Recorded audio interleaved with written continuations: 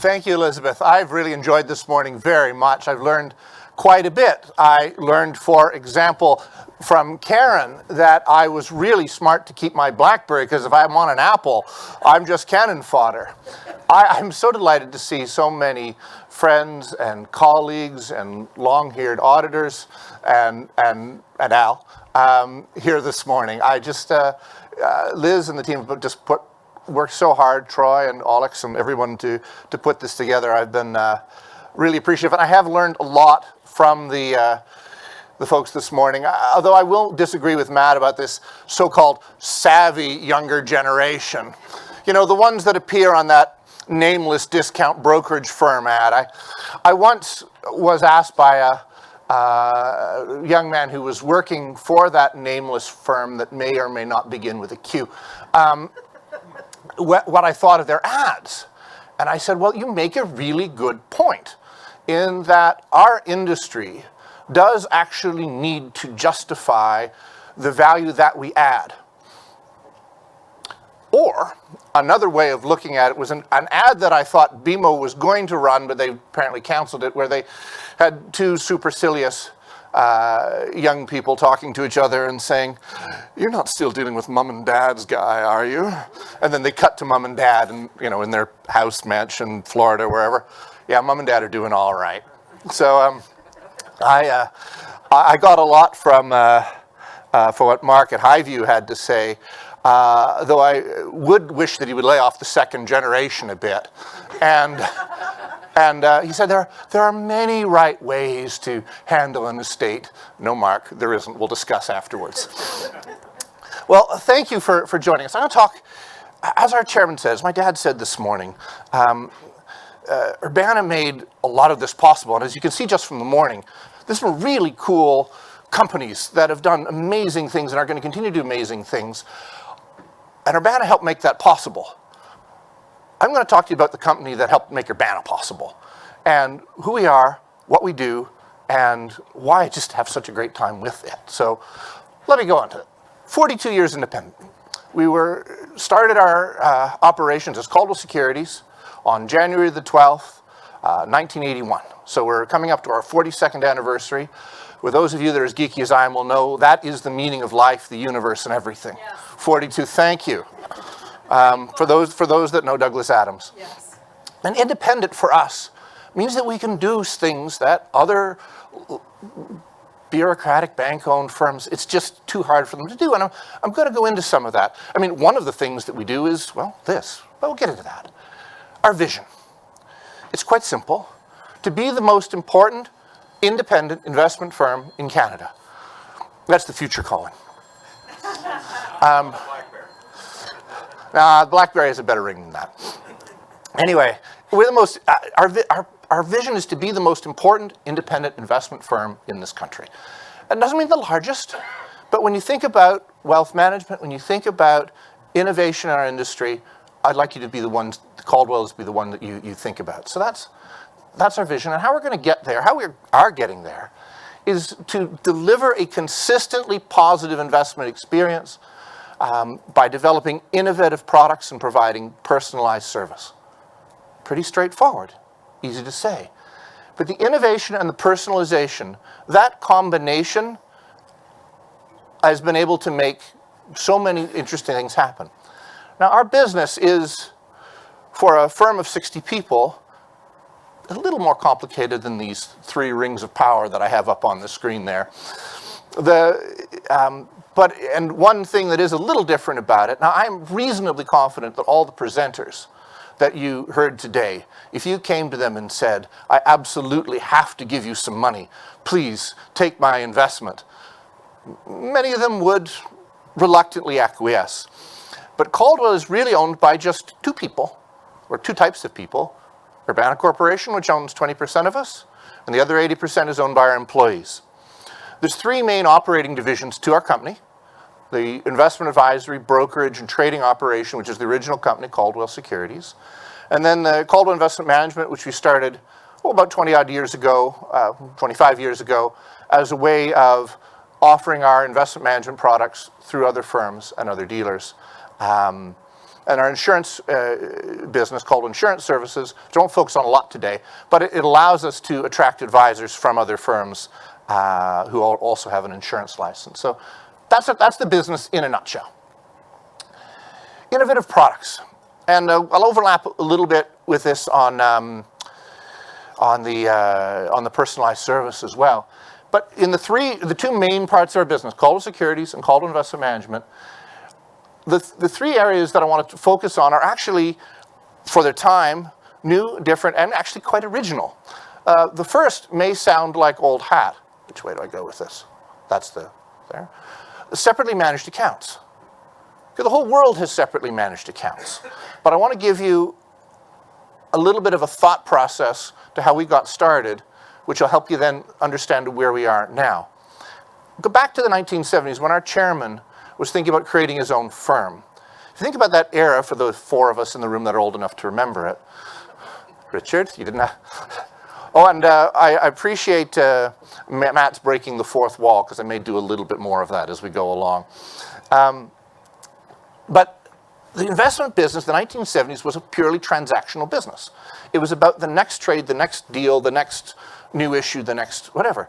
Our chairman came up with the idea, and it was, like Mark had said, hearkening back to an earlier era when your investment advisor was looking at your hopes and dreams and needs in a holistic way, though they didn't use the word holistic in the 1950s. You were looking at a person, a family intergenerationally. You were looking at what you as an advisor could do to help them get from where they are to where their family wants to be. That was the original concept of Caldwell Securities. To do that in a brokerage context was, at the time, completely revolutionary. And I mean, the advantages, the personal approach, the direct ownership that people have in having a separately managed account, having a professional that they can rely on and talk to, the alignment of interests, the customization, the tax efficiency, cost competitiveness, all of that went into that idea. Now, it may be 40-odd years old, but we were the first to really get into that in the investment advisory, in the brokerage business. We've taken that to the modern era. Our managed account program, there are some strategies that just don't lend themselves to individual stocks. I'm going to talk about a couple of them, like our value momentum strategy, where we are sometimes finding ourselves buying a stock at 12, selling at 8, and buying it back at 10. You can't explain that to a retail investor, but it may make sense in the context of the changing of the market. It may make sense for a bunch of reasons. But there are strategies like private equity, which we'll come to in a little bit, because if you haven't noticed, one of the things that we're doing here, and the medium is the message. What was the word you used? Democratization, Matt? We're democratizing private equity. We believe strongly in capital markets, but if private equity is the way things are going to be, we're making it accessible to real people. And our managed account program is one of the ways we do that, where a client with as little as $50,000, $100,000 can access all of our firm's strategies, from private equity to North American to US dividends to Canadian value momentum. Same sort of holistic, goals-based approach where we map out the financial journey. It's a really great system that can work for in an efficient way for clients that even if they don't have tens of millions of dollars. Now this I'm merely going to add as illustration, but just the sheer dollar amount may surprise you if you look at it really closely. Again, we have a firm of 60 people. We have 5 people on our trading desk. We've been ramping up our trading operation, which has been going at about 20 billion US dollars a year. We've been trading for the last several years. We're so far in this year trading over $100 billion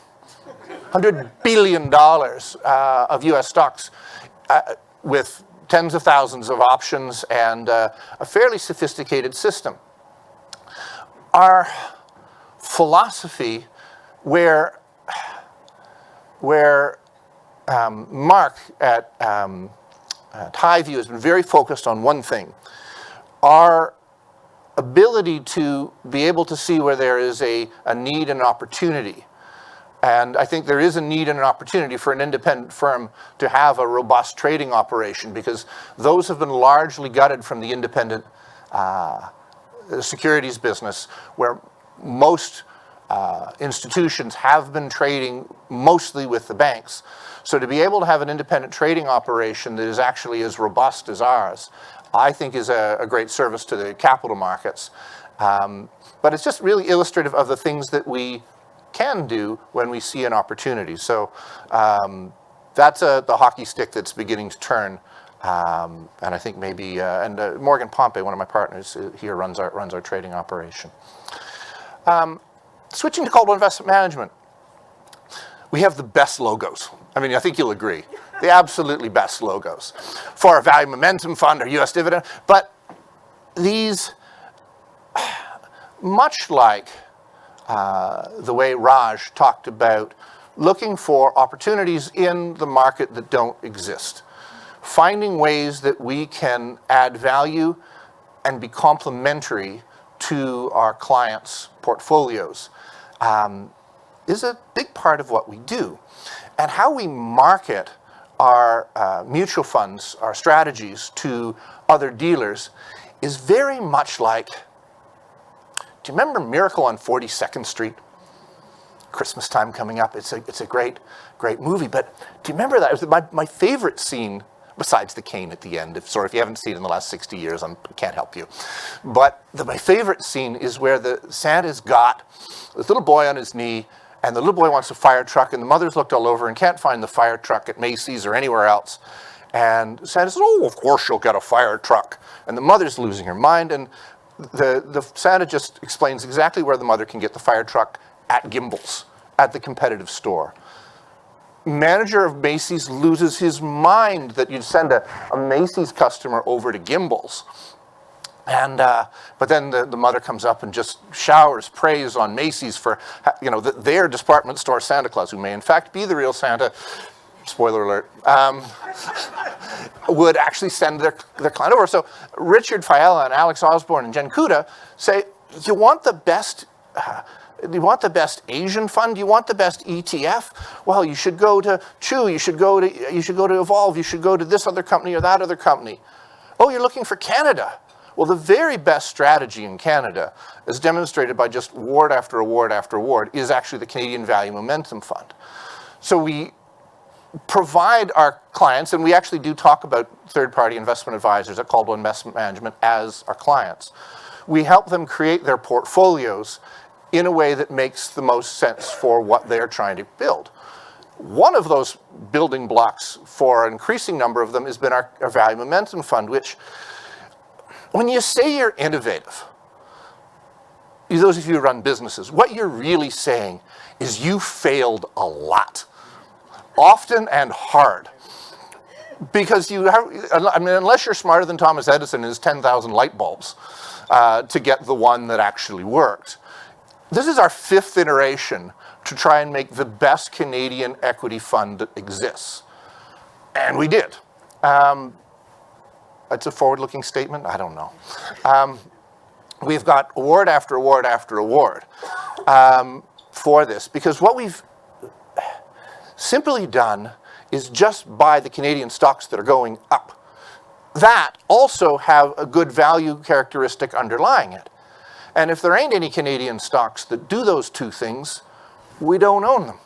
So it means that when everything's overvalued, when everything's overstretched, we don't own that much. So something with momentum in the name, you would think that, well, that would do well when the market's doing well. We actually do the best when the market, what's the technical term? Sucks.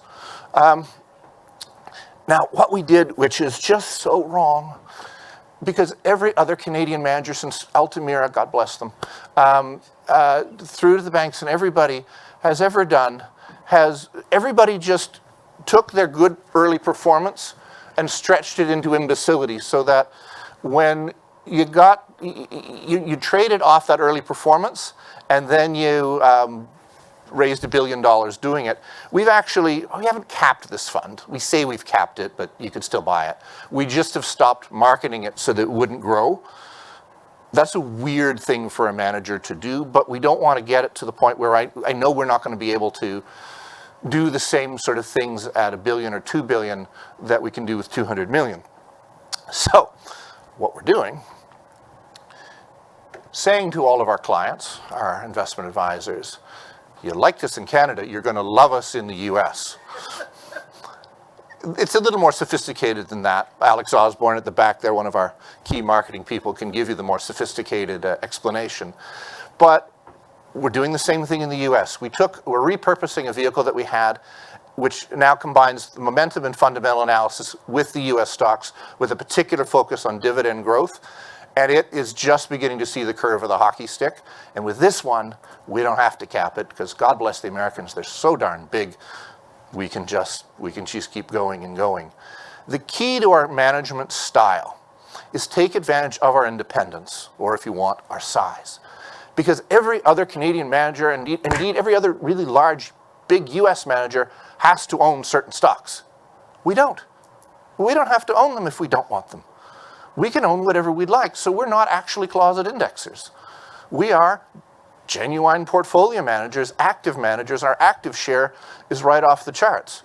What's the number, Alex? Like 96% and change? That means we are 96% and change different than what you would get by buying your favorite bank fund. So now there's the growth of our assets.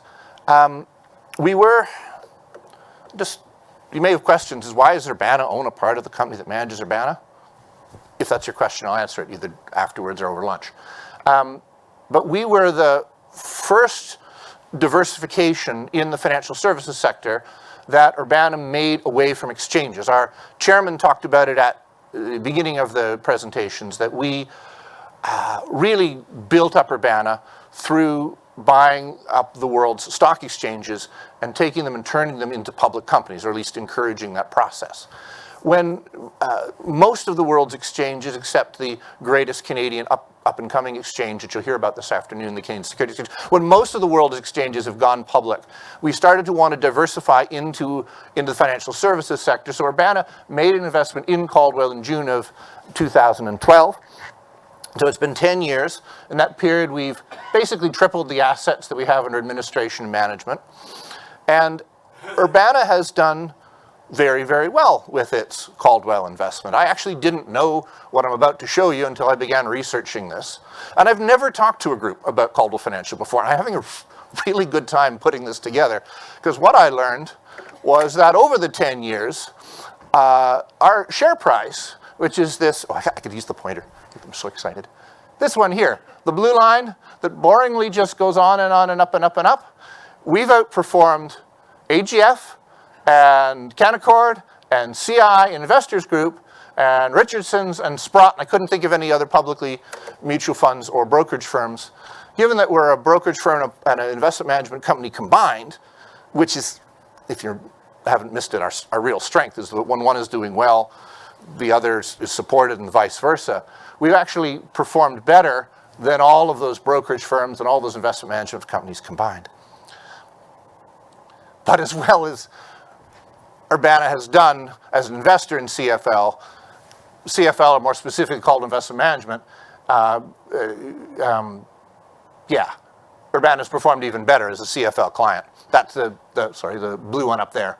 That's Urbana compared to all the other financial industry investments. And if you haven't missed it, most of what we do in Urbana is financial. And they're going to share some great biotech stories, but most of what we do is financial investments.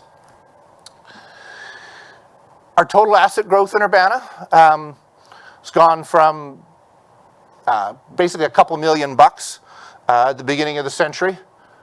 Does that sound weird to say the beginning of the century when you really mean the early 2000s, but it's been 20 years on. Basically, we had a couple $1 million about there when we started buying exchanges. We now have, it's actually a little north of 300 million today, 307 million net assets. Plus, we've bought back and dividended out to shareholders over $100 million. So it's been a really great ride. Growth in net assets per share is 55 cents. Back when we started with exchanges, 55 cents. It's now it's actually, as of today, over $7 a share through the 2000s. So Urbana's done very, very well, and we created that and manage it. The last thing I'll say about our firm and what we do and how we think. The phrase social corporate responsibility has been batted around for the last number of years, but it's actually been part of our DNA since the beginning. We take up to 10% of our earnings at Caldwell Financial, and we put it in the Caldwell Foundation or else give it away directly to charities. And we've helped to make a difference. We had a big investment in the Bombay Stock Exchange in India, but it for us wasn't sufficient, as this is just as a for example, to have a financial investment without making a social investment, a life-changing investment in India as well. So we partnered with a local church to create the Angel's Nest home, which is looked after now north of 30 girls, about 3 dozen girls over the last 15 years. The eldest of whom are now in medical school and nursing and teachers college.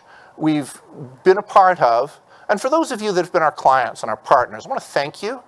Whether it's been business partners, employees, or members of our team, you've helped to make this stuff happen. You've helped make, in business and in the world at large, some really amazing things happen.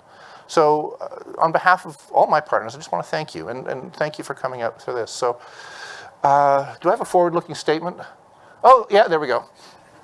But that's all I have to say about that. I've got 8 minutes and 19 seconds to handle questions, so I ran a minute 40 over.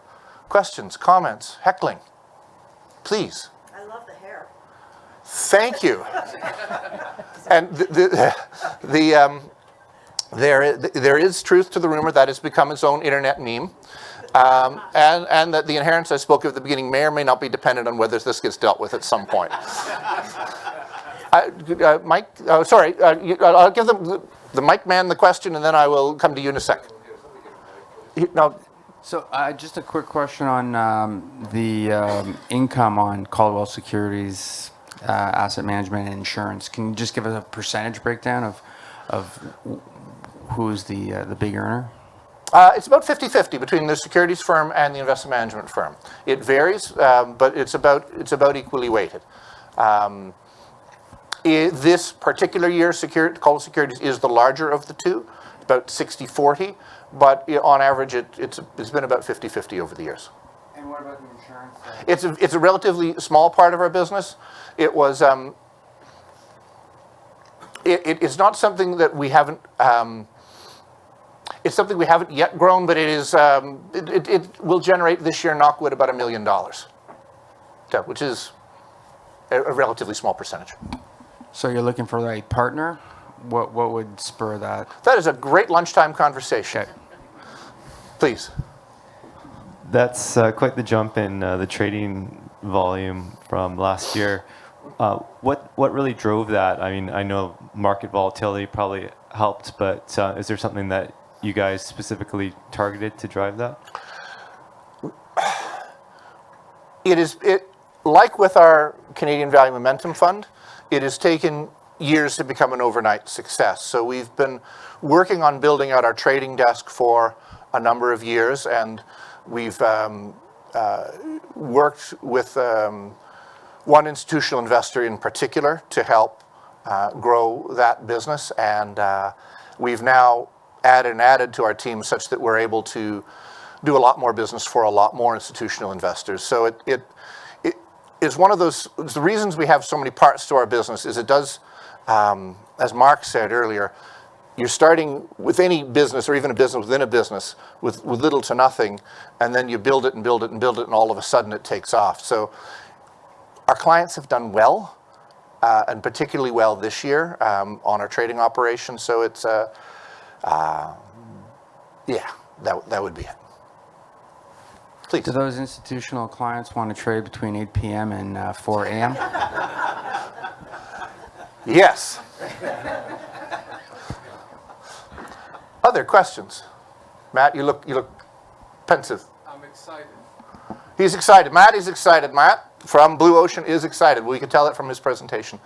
And I got a whole bunch of my good, close, personal friends over there. Some of them's got to have a question. Please, sir. Yes, how nervous are you about the oil prices today? How nervous I am about oil prices today. I'm not. I am not nervous about anything that we know about today. Oil prices, interest rates, the revolving door at Downing Street in Britain. There's not a lot I'm actually nervous about. I don't know what's behind the question, but we've philosophically, I think the West has gone to sleep for 30 years. I'm actually, to use Matt's word, excited by the fact that I think, I hope, I believe that we're beginning to wake up and actually become part of history again. We talked about an end of history, or philosopher talked about an end of history 30 years ago. The fact that we're engaging, and well, in Canada, we haven't got around to actually making use of this great natural resource that we have to the fullest extent we could. I am cautiously optimistic, bordering on hopeful, that that attitude within our country will change. That's as close as I'm going to get to being political. Mr. Keeley. Brendan, your vision to be the most important independent investment firm in Canada. I don't mind being 1-2, Pat. I'd be fine. 1-2 is fine. So, but that's an aspirational statement, I assume. How do you quantify that? What does that look like if and when you get there? Well, it looks like a few of the things that we... The short answer is, amongst wealthy people in Canada that aren't dealing with the banks, that they think of, if they want to deal with an investment management firm, a trading operation, or in the professional space, people that do what we do, when they think about innovative investment products, those groups of people think first and foremost about Caldwell.